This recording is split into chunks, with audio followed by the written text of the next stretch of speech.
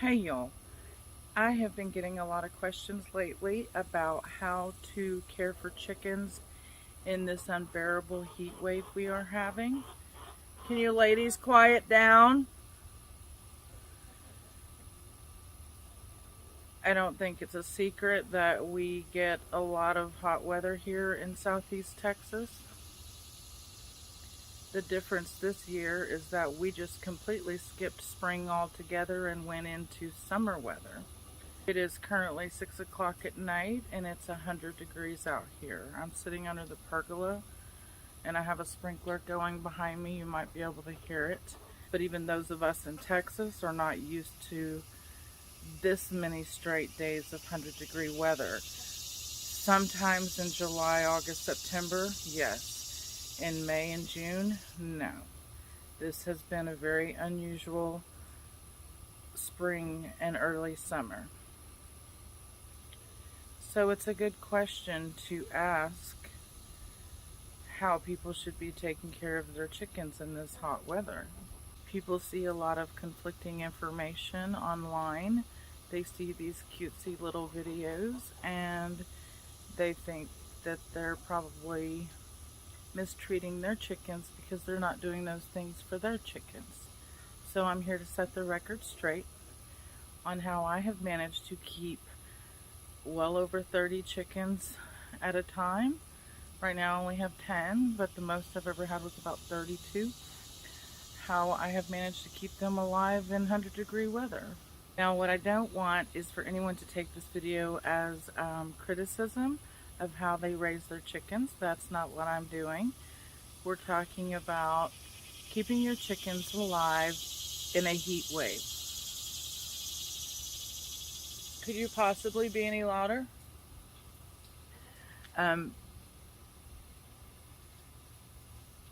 guess we'll call it the bare minimum for keeping chickens alive. Now you have to remember, chickens are not used to air conditioning. They are outside birds.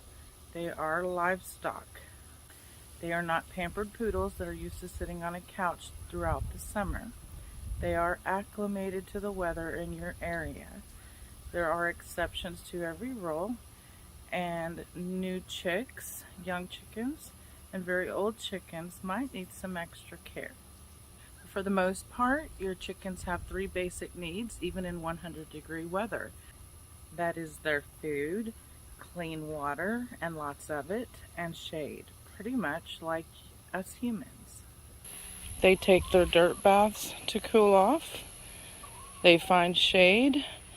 Their wattles and combs will even change in hot weather to help their bodies adjust to the heat. You'll notice that these ladies, their combs and stuff have gotten a lot bigger. Nature has a way of providing for animals like these so that they can survive. Here comes another one out from under the house. Hello, ladies. It's almost evening. You coming out? A lot of people have said that they've seen videos of people giving their chickens blocks of ice with frozen peas and things in it. I guess you can do that, but I have never done that, and my chickens somehow managed to survive very, very hot summers. Is it a good idea to give your chickens frozen peas and frozen blocks of vegetables? I don't know. I guess you would have to ask a vet about that, because